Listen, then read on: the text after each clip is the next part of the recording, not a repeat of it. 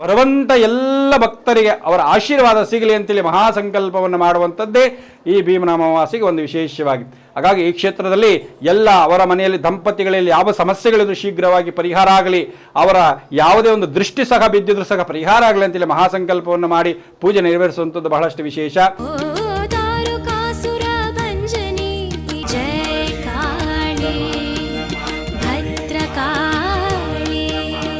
ವೀಕ್ಷಕರೇ, ಕರ್ನಾಟಕದಲ್ಲಿರುವ ಎಲ್ಲ ಪ್ರಸಿದ್ಧ ದೇವಸ್ಥಾನಗಳನ್ನು ನಿಮಗೆ ಪರಿಚಯ ಮಾಡಿಸುವುದೇ ನಮ್ಮ ಉದ್ದೇಶ. ಟಿವಿ ಕನ್ನಡ. ಈಗ ನಾವು ನಿಮಗೆ ಪರಿಚಯ ಮಾಡಿಸಲು ಹೊರಟಿರುವ ದೇವಸ್ಥಾನ ಶ್ರೀ ಭದ್ರಕಾಳಿ ದೇವಸ್ಥಾನ. ಈ ದೇವಸ್ಥಾನ ಇರುವುದು ಬೆಂಗಳೂರು ಗ್ರಾಮಾಂತರ ಜಿಲ್ಲೆ, ಹೊಸಕೋಟೆ ತಾಲೂಕು, ಬೆಂಗಳೂರು ಕೋಲಾರ ಹೆದ್ದಾರಿಯ ತಾವರೆಕೆರೆ ಹತ್ತಿರ ಇರುವ ಕಾಳಪ್ಪನಹಳ್ಳಿ ಗ್ರಾಮ. ಬೆಂಗಳೂರಿನಿಂದ ಸರಿಸುಮಾರು 50 ಕಿಲೋಮೀಟರ್ ಸಮೀಪದಲ್ಲಿದೆ. ಹೊಸಕೋಟೆಯಿಂದ ಸರಿಸುಮಾರು 16 ಕಿಲೋಮೀಟರ್ ಸಮೀಪದಲ್ಲಿದೆ.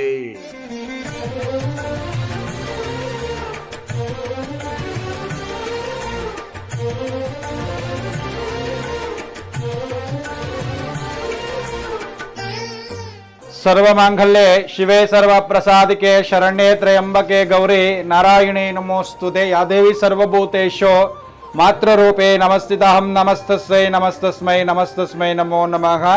ತತ್ಪುರುಷಾಯ ವಿದ್ಮಹೆ ಮಹಾರೌದ್ರಾಯ ಧೀಮಹಿ ತನ್ನೋ ಮುಖಂಡೇಶ್ವರ ಪ್ರಚೋದಯಾತ್. ಎಲ್ಲರಿಗೂ ನಮಸ್ಕಾರ. ಶ್ರೀ ಕ್ಷೇತ್ರ ಭದ್ರಕಾಳಿ ಸಮೇತವಾಗಿ ನೆಲೆಸಿರುವಂಥ ಪುಣ್ಯಕ್ಷೇತ್ರ ಕಾಳಪ್ಪನಹಳ್ಳಿಯ ಗ್ರಾಮದಲ್ಲಿ ನೆಲೆಗೊಂಡು ನಾನಾ ಕಡೆಯಿಂದ ಬರುವಂಥ ಭಕ್ತರ ಕಷ್ಟಗಳ ನಿವಾರಣೆ ಮಾಡಿ ಅವರ ಸಮಸ್ಯೆಗಳಿಗೆ ಶೀಘ್ರವಾಗಿ ಪರಿಹಾರ ಕೊಟ್ಟು ಕ್ಷೇತ್ರದಲ್ಲಿ ಬರುವಂಥ ಎಲ್ಲ ಭಕ್ತರಿಗೂ ಶಿವನ ಶಕ್ತಿ, ಅಮ್ಮನವರ ಶಕ್ತಿಯಿಂದ ಸಂಪೂರ್ಣವಾದ ಅನುಗ್ರಹ ಸಿಗುವಂಥದ್ದು ಬಹಳಷ್ಟು ವಿಶೇಷ. ಹಾಗಾಗಿ ಈ ಕ್ಷೇತ್ರದಲ್ಲಿ ಅಮ್ಮನವರು ಸ್ಥಾಪನೆ ಆದ ಕಾಲದಿಂದ ಇಂದಿನವರೆಗೂ ಪ್ರತಿ ವರ್ಷ ಅಂದರೆ ಆಷಾಢದ ಪ್ರತಿ ತಿಂಗಳಲ್ಲಿ, ಆಷಾಢದಲ್ಲಿ ಪ್ರತಿ ವರ್ಷದಲ್ಲಿ ಬರುವಂಥ ಆಷಾಢ ಮಾಸದಲ್ಲಿ ಆ ತಿಂಗಳಲ್ಲಿ ಪ್ರತಿ ಶುಕ್ರವಾರ ವಿಶೇಷವಾಗಿ ಪೂಜೆಯನ್ನು ಸಲ್ಲಿಸಿ ಅದಾದ ನಂತರ ಭೀಮನ ಅಮಾವಾಸ್ಯೆಗೆ ಅಂದರೆ ಆಷಾಢದ ಕೊನೆಯ ಭೀಮನ ಅಮಾವಾಸ್ಯೆ ಮತ್ತು ಶ್ರಾವಣದ ಪ್ರಾರಂಭದ ದಿನದಲ್ಲಿ ಈ ಕ್ಷೇತ್ರದಲ್ಲಿ ವಿಶೇಷವಾಗಿ ಒಂದು ಪೂಜೆಯನ್ನು ಮಾಡುವಂಥದ್ದು, ಹೋಮಗಳನ್ನು ಮಾಡುವಂಥದ್ದು ಬಹಳಷ್ಟು ವಿಶೇಷ. ಸುಮಾರು 14 ವರ್ಷಗಳಿಂದ ಅಮ್ಮನವರು ಸ್ಥಾಪನೆ ಆದ ಕಾಲದಿಂದ ಇದುವರೆಗೂ ಮಾಡ್ಕೊಂಡು ಬಂದಿರುವಂಥದ್ದು ಲೋಕ ಕಲ್ಯಾಣಕ್ಕಾಗಿ, ಬರುವಂಥ ಭಕ್ತರ ಕಷ್ಟಗಳ ನಿವಾರಣೆ ಆಗಲಿ, ಜಗತ್ತಿಗೆ ಅಮ್ಮನವರ ಅನುಗ್ರಹ ಸಿಗಲಿ ಅಂತೇಳಿ ಈ ಆಷಾಢ ಮಾಸದ ಕೊನೆಯ ಭೀಮನ ಅಮಾವಾಸ್ಯೆಯಲ್ಲಿ 3 ದಿನ ಕಾಲ ಸತತವಾಗಿ ಯಾಗಗಳನ್ನು ನಡೆಸುವಂಥದ್ದು ಬಹಳಷ್ಟು ವಿಶೇಷ ಕ್ಷೇತ್ರದಲ್ಲಿ.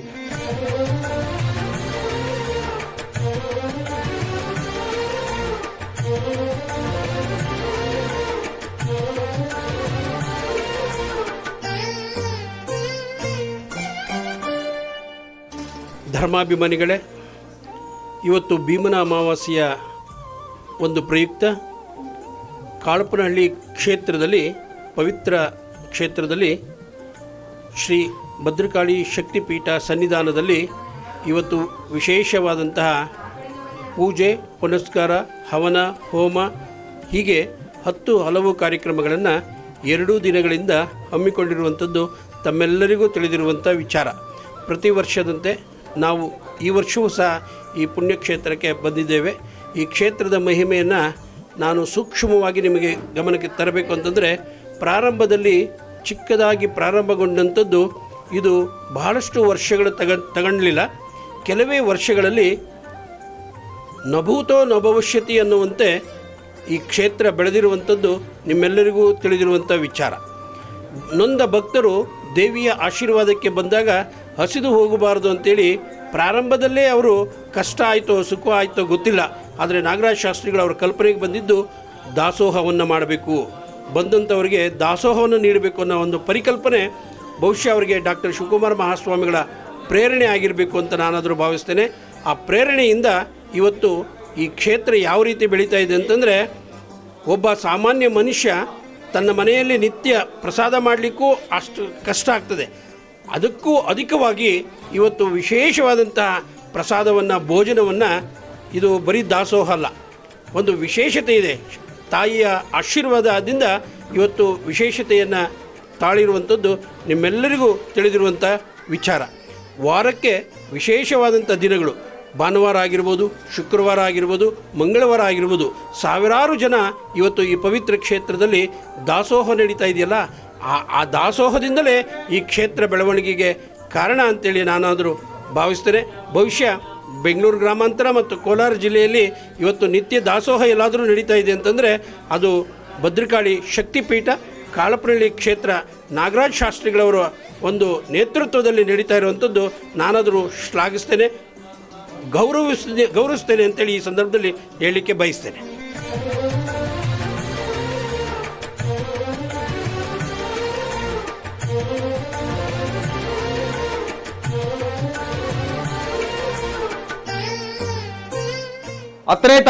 ಹತ್ತನೇ ತಾರೀಕು ಪ್ರಾರಂಭ ಆಗಿರುವಂಥದ್ದು 12ನೇ ತಾರೀಕುವರೆಗೂ 3 ದಿನ ಸತತವಾಗಿ ನಡೆಯುವಂಥದ್ದು ಯಾಗದಲ್ಲಿ ಬಹಳಷ್ಟು ವಿಶೇಷವಾಗಿರುವಂಥದ್ದು.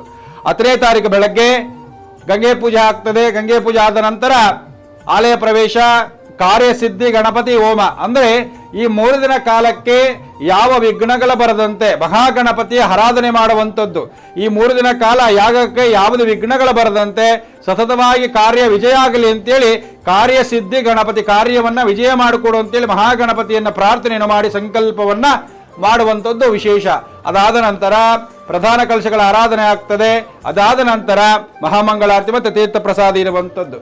ಮತ್ತೆ ಮಂಗಳವಾರ 11ನೇ ತಾರೀಕು ವಿಶೇಷವಾಗಿ ಬೆಳಗ್ಗೆ ಪ್ರಧಾನ ಕಲಶಗಳ ಆರಾಧನೆ, ಇಲ್ಲಿ ನೆಲೆಸಿರುವಂಥ ಎಲ್ಲ ದೇವತೆಗಳ ಕಲಶ ಆರಾಧನೆ ಮಾಡಿ, ನವಗ್ರಹಗಳ ಸ್ಥಾಪನೆಯನ್ನು ಮಾಡಿ, ಮತ್ತೆ ಅಷ್ಟದಿಕ್ಪಾಲಕರನ್ನ ಪೂಜೆನ ಆರಾಧನೆಯನ್ನು ಮಾಡಿ, ನವದುರ್ಗಿನ ಆರಾಧನೆಯನ್ನು ಮಾಡಿ, ಚಂಡಿಕಾದೇವಿ ಕಲಶ ಆರಾಧನೆ ಮಾಡುವಂಥದ್ದು, ಮಹಾರುದ್ರಯಾಗ ಕಲಶ ಆರಾಧನೆ ಮಾಡುವಂಥದ್ದು.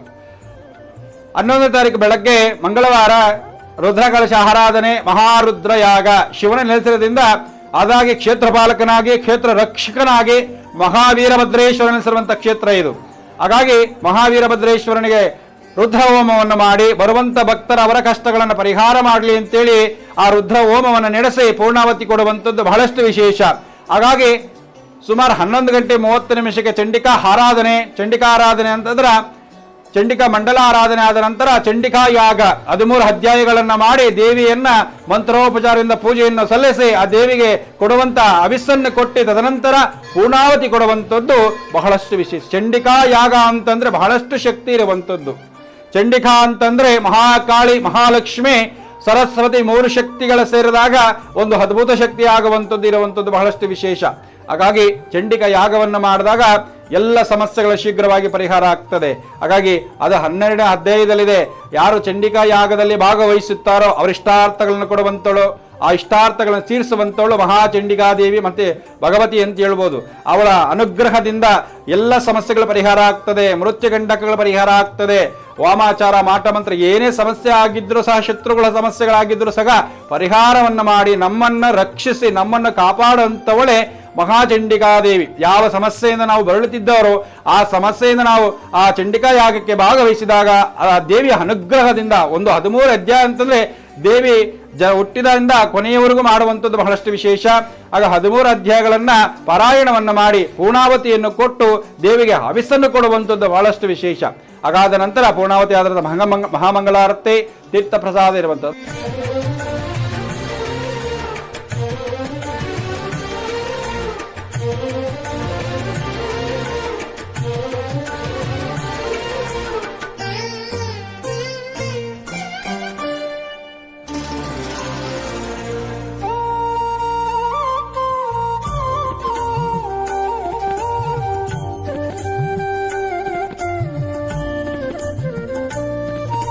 ಮತ್ತೆ ಮಂಗಳವಾರ ಸಂಜೆ 7 ಗಂಟೆಗೆ ಶಿವಶಕ್ತಿ ನೆಲೆಸಿರುವಂತಹ ಕ್ಷೇತ್ರದಲ್ಲಿ ಪ್ರತಿ ವರ್ಷದಂತೆ ಈ ವರ್ಷ ಸಹ ಗಿರಿಜಾ ಕಲ್ಯಾಣೋತ್ಸವ. ಗಿರಿಜಾ ಅಂತಂದ್ರೆ ಪಾರ್ವತಿ ಪರಮೇಶ್ವರನ ಕಲ್ಯಾಣೋತ್ಸವ. ಆ ಕಲ್ಯಾಣೋತ್ಸವ ಮಾಡಬೇಕಂತಂದ್ರೆ ನಮಗೆ ಸಿಗುವಂಥದ್ದೇ ಭಾಗ್ಯ. ಯಾಕಪ್ಪ ಕಲ್ಯಾಣೋತ್ಸವ ಮಾಡುವಂಥದ್ದು ಕ್ಷೇತ್ರದಲ್ಲಿ ಶಿವನ ನೆಲೆಸಿರದಿಂದ ಕಲ್ಯಾಣೋತ್ಸವ ಮಾಡುವಂಥ ಭೀಮನ ಅಮಾವಾಸ್ಯೆಗೆ ಹೆಚ್ಚಾಗಿ ಮಾಡುವಂಥದ್ದು ಬಹಳಷ್ಟು ವಿಶೇಷ. ಪತಿಯಂದರ ಪೂಜೆ ಮಾಡುವಂಥದ್ದು, ಪಾದ ಪೂಜೆ ಮಾಡುವಂಥ ಪ್ರತಿಯೊಬ್ಬರ ಮನೆಯಲ್ಲಿ ಪತಿಯ ಪಾದವನ್ನು ಪೂಜೆಯನ್ನು ಮಾಡಿ ಅವರ ಕಾಲಿಗೆ ನಮಸ್ಕಾರವನ್ನು ಮಾಡಿ ಶೀಘ್ರ ಅವರಿಗೆ ಅಖಂಡ ಸೌಭಾಗ್ಯವತಿ ಅಂತ ಆಶೀರ್ವಾದವನ್ನು ಮಾಡಿಸಿಕೊಳ್ಳುವಂಥದ್ದು ಬಹಳಷ್ಟು ವಿಶೇಷವಾಗಿರುವಂಥದ್ದು. ಹಾಗಾಗಿ ಶಿವನ ಶಕ್ತಿ ಒಂದು ಕಲ್ಯಾಣೋತ್ಸವವನ್ನು ಮಾಡಿ ಲೋಕಕ್ಕೆ ಕಲ್ಯಾಣ ಆಗಲಿ, ಭಗವಂತನ ಕೃಪೆಯಿಂದ ದೇವಿಯ ಕೃಪೆಯಿಂದ ಎಲ್ಲರಿಗೂ ಆಯುಷ್ ಆರೋಗ್ಯವನ್ನು ಕೊಡಲಿ, ಎಲ್ಲರ ದಾಂಪತ್ಯದಲ್ಲಿ ಸಮಸ್ಯೆಗಳನ್ನು ಪರಿಹಾರ ಮಾಡಿ ಎಲ್ಲವನ್ನ ಸಮಸ್ಯೆಗಳ ಪರಿಹಾರ ಮಾಡಿದ ಶಿವನ ಶಕ್ತಿಗೆ ಪ್ರಾರ್ಥನೆ ಮಾಡುವಂಥದ್ದು ಬಹಳಷ್ಟು ವಿಶೇಷವಾಗಿರುವಂಥದ್ದು ಒಂದು ಗಿರಿಜಾ ಕಲ್ಯಾಣೋತ್ಸವ.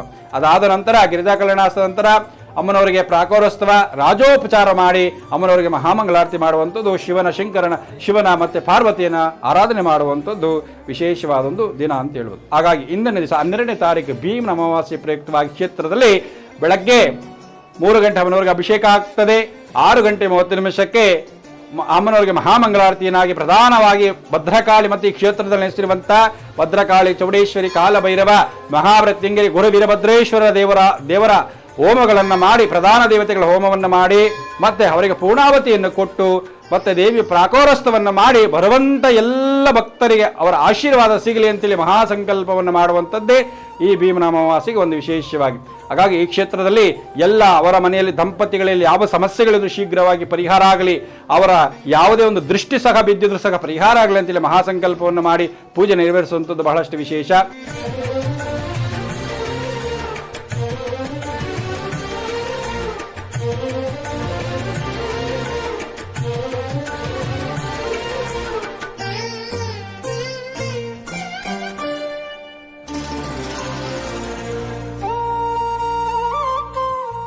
ದೇವಿಯ ಕೃಪೆಯಿಂದ ಸಾಕಷ್ಟು ಜನರು ಇಲ್ಲಿ ಬಂದಾಗ ನನ್ನ ಹತ್ರ ಹೇಳೋದು ಉಂಟು. ನಾನು 3 ಸಾರಿ ಬಂದಿದ್ದೇನೆ, 4 ಸಾರಿ ಬಂದಿದ್ದೇನೆ, ನನಗೆ ಉಪಯೋಗ ಆಗಿದೆ, ಇದರಿಂದ ಭಾಳಷ್ಟು ಲಾಭದಾಯಕ ಆಗಿದೆ, ದೇವಿ ಆಶೀರ್ವಾದ ನನಗೆ ಸಿಕ್ಕಿದೆ, ನನ್ನೆಲ್ಲ ಕಷ್ಟ ಪರಿಹಾರಗಳಾಗಿದೆ ಅಂತೇಳಿ ನನ್ನ ಹತ್ರ ಭಾಳಷ್ಟು ಜನ ಇಲ್ಲಿ ಹೇಳ್ಕೊಂಡಿರುವಂಥದ್ದು ಸಾರ್ವತ್ರಿಕವಾಗಿ, ಏನು ಗೋಪ್ಯವಾಗಿ ಹೇಳಿರುವಂಥ ಮಾತಲ್ಲ, ಸಾರ್ವತ್ರಿಕವಾಗಿ ನಮ್ಮ ಮುಂದೆ ಹೇಳ್ಕೊಂಡಿರುವಂಥದ್ದು ಒಂದು ನಾನು ವಿಶೇಷ ಅಂತೇಳಿ ಭಾವನೆ ಮಾಡ್ತೇನೆ. ಇವತ್ತು ದೇವಿಯ ಒಂದು ಕೃಪಾಶೀರ್ವಾದದಿಂದ ತಾಯಿ ಹೆಸರು ಹೇಳಿ ತಾಯಿಗೆ ಅಭಿಷೇಕ ಆಗಿದ್ದಂಥ ನೀರನ್ನು ಅವರ ಮೇಲೆ ಹಾಕಿ ಅವರಿಗೆ ಸ್ನಾನ ಮಾಡಿಸಿ ಮಡಿಯುಟ್ಟು ಮತ್ತೆ ದೇವಿ ಹತ್ರ ಅವರ ಸಂಕಲ್ಪ ಮತ್ತು ಹರಕೆಯನ್ನು ಹೊತ್ಕೊಂಡು ಹೋದಾಗ ಅವರ ಎಲ್ಲ ಕಷ್ಟಗಳು ದೂರ ಆಗ್ತದೆ. ಇದೇ ಅಲ್ವಾ ನಂಬಿದರೆ ದೇವರು ಅನ್ನೋದಕ್ಕೆ, ಮನುಷ್ಯ ಮಹಾದೇವ ಆಗ್ತಾನೆ ಅನ್ನೋದಕ್ಕೆ ನಿಮಗೆ ಉದಾಹರಣೆ ಸಾಕಷ್ಟು ಇದೆ. ಬಸವಣ್ಣನವರು ಇವತ್ತು ತಾಯಿ ಗರ್ಭದಲ್ಲಿ ಹುಟ್ಟಿದಂಥವರು ಇವತ್ತು ನಾವು ದೇವರಾಗಿ ಪೂಜಿಸ್ತೇವೆ. ಮಹದೇಶ್ವರರಾಗಿರ್ಬೋದು, ಯಡಿಯೂರು ಸಿದ್ಧಲಿಂಗೇಶ್ವರರಾಗಿರ್ಬೋದು. ಹಾಗೆ ಇವತ್ತು ನಮ್ಮ ನಾಗರಾಜ ಶಾಸ್ತ್ರಿಗಳವರು ಅವರು ಸಾಮಾನ್ಯ ಮನುಷ್ಯರಾಗಿದ್ದರೂ ಸಹ ಆ ಶಕ್ತಿಯ ದೇವಿಯ ಕೃಪೆಯಿಂದ ಅವರಿಗೆ ಏನು ಶಕ್ತಿ ಒಲಿದಿದೆಯೋ ಗೊತ್ತಿಲ್ಲ, ಆ ಶಕ್ತಿಯಿಂದ ಇವತ್ತು ಅನೇಕ ಜನರಿಗೆ ಪರಿಹಾರವನ್ನು ಮಾಡ್ತಾ ಇರುವಂಥದ್ದು ನಾವು ನೀವೆಲ್ಲರೂ ಕಣ್ಣಾರ ನೋಡ್ತಾ ಇದ್ದೇವೆ. ಆ ದೇವಿ ಕೃಪೆ ಸದಾ ಜನರ ಮೇಲೆ ಇದೇ ಇರ್ತದೆ ಅಂತೇಳಿ ನಾನು ಈ ಸಂದರ್ಭದಲ್ಲಿ ಹೇಳಿಕೆ ಬಯಸ್ತೇನೆ.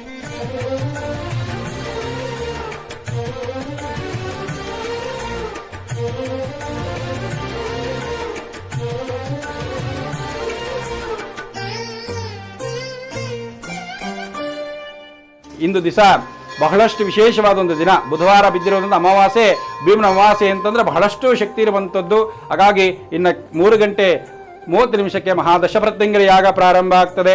ಆ ಪ್ರತ್ಯಂಗಿರಿ ಯಾಗ ಪ್ರಾರಂಭ ಆದ ನಂತರ ಮತ್ತೆ 6 ಗಂಟೆ 30 ನಿಮಿಷಕ್ಕೆ ಪ್ರತ್ಯಂಗಿರಿ ಪೂರ್ಣಾವತಿ ಆಗ್ತದೆ. ಪೂರ್ಣಾವತಿ ಆದ ನಂತರ ಕ್ಷೇತ್ರದಲ್ಲಿ ವಿಶೇಷವಾಗಿ ಮಾಡುವಂಥದ್ದು ಏನಪ್ಪಾ ಅಂತಂದ್ರೆ 7 ಗಂಟೆ 30 ನಿಮಿಷಕ್ಕೆ 5008 ತೆಂಗಿನಕಾಯಿ ದೀಪ ಹಚ್ಚುವಂಥದ್ದು ಬಹಳಷ್ಟು ವಿಶೇಷ. ಆ ತೆಂಗಿನಕಾಯಿ ದೀಪ ಹಚ್ಚೊಂದು ಬಹಳಷ್ಟು ವಿಷಯ, ರಂಗಪೂಜೆ ಅಂತ ಹೇಳ್ತೀವಿ, ವಿಶೇಷವಾಗಿ ಪ್ರತಿ ವರ್ಷದ ಸಹ ಮಾಡುವಂಥದ್ದು ಕ್ಷೇತ್ರದಲ್ಲಿ. ಹಾಗಾಗಿ ಈ ವರ್ಷ ಸಹ 5008 ತೆಂಗಿನಕಾಯಿ ದೀಪವನ್ನು ಹಚ್ಚಿ ಜಗತ್ತಿಗೆ ಬೆಳಕನ್ನು ಕೊಡುವಂಥದ್ದು, ಜಗತ್ತಿಗೆ ಬೆಳಕು ಕೊಡ್ತಾಯಿ ಅಂತೇಳಿ ಸಂಕಲ್ಪವನ್ನು ಮಾಡಿ ಬರುವಂಥ ಭಕ್ತರು ಆ ದೀಪವನ್ನು ಹಚ್ಚಿ ಆ ದೀಪ ದರ್ಶನ ದೇವಿಯನ್ನು ಪಡೆದಾಗ ಅವರ ಜೀವನದಲ್ಲಿರುವಂಥ ಕತ್ತಲನ್ನು ಹೋಗಲಾಡಿಸಿ ಬೆಳಕನ್ನು ಕೊಡುವಂಥ ಕೆಲಸ ಮಾಡುವಂತೋಳೆ ಮಹಾಪ್ರತ್ಯಂಗಿರಿ ದೇವಿ ಮತ್ತು ಶಿವ. ಹಾಗಾಗಿ ಎಲ್ಲರಿಗೂ ಜಗತ್ತಿಗೆ ಒಳ್ಳೆಯದಾಗಲಿ. ಈ ಒಂದು ಕ್ಷೇತ್ರದಿಂದ ಪ್ರತಿಯೊಬ್ಬರಿಗೂ ಸಹ ಅವರ ಇಷ್ಟಾರ್ಥಗಳು ಸಿಗಲಿ, ಅವರ ಕೇಳಿದ ವರಗಳ ತಾಯಿ ಮತ್ತು ಶಿವನ ಅನುಗ್ರಹ ಆಗಲಿ. ಪ್ರತಿಯೊಬ್ಬರೂ ಸಹ ಆ ದೇವಿ ಅನುಗ್ರಹವನ್ನು ಕೊಟ್ಟು ಅವರ ಕಷ್ಟಗಳ ನಿವಾರಣೆ ಮಾಡಿ ಅವರ ಸಮಸ್ಯೆಗಳನ್ನು ದೂರ ಮಾಡಿ ಖುಷಿ, ನೆಮ್ಮದಿ, ಆರೋಗ್ಯ, ಭಾಗ್ಯಗಳನ್ನು ದಯಪಾಲಿಸಲಿ ಅಂತ ಹೇಳ್ತಾ ಈ ಕ್ಷೇತ್ರಕ್ಕೆ ಬರುವಂತೆ ಎಲ್ಲ ಭಕ್ತರಿಗೂ ದೇವಿ ಅನುಗ್ರಹ ಆಗಲಿ. ಹಾಗಾಗಿ ಈ 3 ದಿನ ಕಾರ್ಯಕ್ರಮವನ್ನು ಬಹಳಷ್ಟು ವಿಶೇಷವಾಗಿ ಮಾಡಿರುವಂಥದ್ದು. 3 ದಿನ ಕಾರ್ಯಕ್ರಮಕ್ಕೆ ಭಕ್ತಾದಿಗಳು ಆಗಮಿಸಿ ಬರುವಂಥ ಭಕ್ತರಿಗೆ ಅನ್ನಪ್ರಸಾದ, ದಾಸೋಹದ ವ್ಯವಸ್ಥೆ. ಯಾವ ಕ್ಷೇತ್ರದಲ್ಲಿ ದಾಸೋಹ ಹೆಚ್ಚಾಗಿ ನಡೀತದೋ ಅದು ಪುಣ್ಯಕ್ಷೇತ್ರ ಆಗುವಂಥದ್ದು, ದಾಸೋಹ ಇಲ್ಲಿರ್ತದೋ ಅದು ಧರ್ಮಕ್ಷೇತ್ರ ಆಗುವಂಥದ್ದು. ಅನ್ನಪೂರ್ಣೇಶ್ವರಿ ಸದಾ ಇಲ್ಲಿ ನೆನೆಸಿರುವಂಥದ್ದು. ಆ ತಾಯಿ ನೋಡಿದಾಗ ಸದಾ ಅನ್ನಪೂರ್ಣೇಶ್ವರಿ ನೋಡುವಂಥದ್ದು ಬಹಳಷ್ಟು ವಿಶೇಷವಾಗಿರುವಂಥದ್ದು. ಭದ್ರಕಾಳಿ ಎಲ್ಲ ಅವಳು ಅನ್ನಪೂರ್ಣೇಶ್ವರಿ.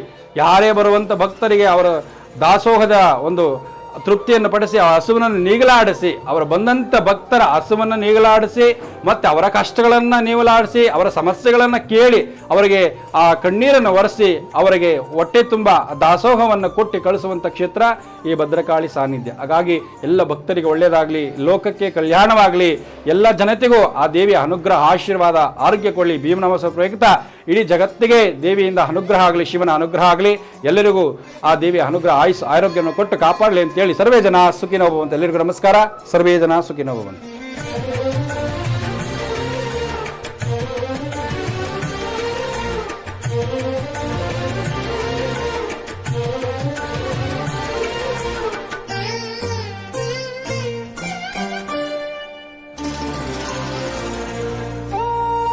ಮಾಲೂರು ತಾಲೂಕು ಬೆಳ್ಳಾವಿ ಸಂಸ್ಥಾನ ಮಠದಲ್ಲಿ ಕಳೆದ 12 ವರ್ಷಗಳಿಂದ ನಿರಂತರವಾಗಿ ಶ್ರಾವಣ ಮಾಸದ ಇಷ್ಟಲಿಂಗ ಮಹಾಪೂಜೆಯನ್ನು ನಡೆಸ್ಕೊಂಡು ಬರ್ತಾ ಇರುವಂಥದ್ದು ತಮ್ಮೆಲ್ಲರಿಗೂ ತಿಳಿದಿರುವಂಥ ವಿಚಾರ ಇದಾಗಿದೆ. ಇದು 13ನೇ ವರ್ಷದ ಕಾರ್ಯಕ್ರಮ. ಶ್ರೀಮದ್ ಬೆಳ್ಳನಪುರಿ ವೀರಸಿಂಹಾಸನ ಸಂಸ್ಥಾನ ಮಠದಲ್ಲಿ 13/8/26 ಸಂಜೆ 5:30ಕ್ಕೆ ಉದ್ಘಾಟನೆಗೊಳ್ತಾ ಇದೆ, ಪ್ರಾರಂಭಗೊಳ್ತಾ ಇದೆ. 1 ತಿಂಗಳ ಪರ್ಯಂತ ಶ್ರೀಮಠದಲ್ಲಿ ಶ್ರಾವಣ ಮಾಸದ ಇಷ್ಟಲಿಂಗ ಮಹಾಪೂಜೆಯನ್ನು ನಾವು ನಡೆಸ್ಕೊಂಡು ಬರ್ತಾ ಇದ್ದೇವೆ. ಧರ್ಮಾಭಿಮಾನಿಗಳು ಹೆಚ್ಚಿನ ಸಂಖ್ಯೆಯಲ್ಲಿ ಆ ಕಾರ್ಯಕ್ರಮದಲ್ಲಿ ಪ್ರತಿದಿನ ನಿಮಗೆ ಯಾವಾಗ ಕಾಲಾವಕಾಶ ಸಿಗ್ತದೆ ಆ ದಿನ ಸಂಜೆ ಮಡಿಯಿಂದ ಬಂದು ಶಿವಪೂಜಾ ಕಾರ್ಯಕ್ರಮದಲ್ಲಿ ಪಾಲ್ಗೊಂಡು ಕಾರ್ಯಕ್ರಮವನ್ನು ಯಶಸ್ವಿ ಮಾಡಿಕೊಡ್ಬೇಕು ಅಂತೇಳಿ ಈ ಮೂಲಕ ನಾನು ವೈಯಕ್ತಿಕವಾಗಿ ಮತ್ತು ಮಠದ ಪರವಾಗಿ ಮತ್ತು ಅಭಿಮಾನಿಗಳ ಪರವಾಗಿ ನಾನು ನಿಮ್ಮನ್ನು ಅಪೇಕ್ಷೆಯನ್ನು ವ್ಯಕ್ತಪಡಿಸ್ತಾ ಇದ್ದೇನೆ. ಖಂಡಿತವಾಗಿ ಕೋಲಾರ ಜಿಲ್ಲೆಯ ಮತ್ತು ಹೊಸಕೋಟೆ ಈ ಭಾಗದ ಗ್ರಾಮಾಂತರ ಜಿಲ್ಲೆಯ ಭಾಗದ ಹೆಚ್ಚಿನ ಜನಸಂಖ್ಯೆ ಬಂದು ಆ ಕಾರ್ಯಕ್ರಮದಲ್ಲಿ ಪಾಲ್ಗೊಂಡು ಪ್ರತಿದಿನ ಒಂದೊಂದು ಕುಟುಂಬ 2 ಕುಟುಂಬದ ಸೇವಾಕರ್ತರಿದ್ದಾರೆ. ಅದರ ಜೊತೆಲಿ ನೀವೆಲ್ಲರೂ ಪಾಲ್ಗೊಂಡು ಆ ಕಾರ್ಯಕ್ರಮವನ್ನು ಅತ್ಯಂತ ಯಶಸ್ವಿಯಾಗಿ ಮಾಡಿಕೊಡ್ಬೇಕು ಅಂತೇಳಿ ಈ ಸಂದರ್ಭದಲ್ಲಿ ಹೇಳ್ತೇನೆ. ನಾಳೆ ಆ ಕಾರ್ಯಕ್ರಮವನ್ನು ಇದೇ ಶಕ್ತಿಪೀಠದ ಕಾಳಪ್ರಳ್ಳಿ ಶ್ರೀ ಭದ್ರಕಾಳಿ ಶಕ್ತಿಪೀಠದ ಪ್ರಧಾನ ಅರ್ಚಕರು ಮತ್ತು ಅಧ್ಯಕ್ಷರಾದಂತಹ ವೇದ ಬ್ರಹ್ಮಶ್ರೀ ನಾಗರಾಜ್ ಶಾಸ್ತ್ರಿಗಳವರು ಆ ಕಾರ್ಯಕ್ರಮ ಉದ್ಘಾಟನೆ ಮಾಡೋರಿದ್ದಾರೆ. ಮಾಲೂರಿನ ನಿಕಟಪೂರ್ವ ಶಾಸಕರಾದಂಥ ಮಂಜುನಾಥ್ ಗೌಡರವರು ಆ ಕಾರ್ಯಕ್ರಮದ ಅಧ್ಯಕ್ಷತೆಯನ್ನು ವಹಿಸಿದ್ದಾರೆ. ಹೀಗಾಗಿ ಅನೇಕ ಗಣ್ಯಮಾನ್ಯರು ಸೇರೋದರಿಂದ ನೀವೆಲ್ಲರೂ ಹೆಚ್ಚಿನ ಸಂಖ್ಯೆಯಲ್ಲಿ ಬಂದು ಆ ಕಾರ್ಯಕ್ರಮವನ್ನು ಯಶಸ್ವಿ ಮಾಡಿಕೊಡ್ಬೇಕು ಅಂತೇಳಿ ಈ ಸಂದರ್ಭದಲ್ಲಿ ನಾನು ಹೇಳಲಿಕ್ಕೆ ಬಯಸ್ತೇನೆ.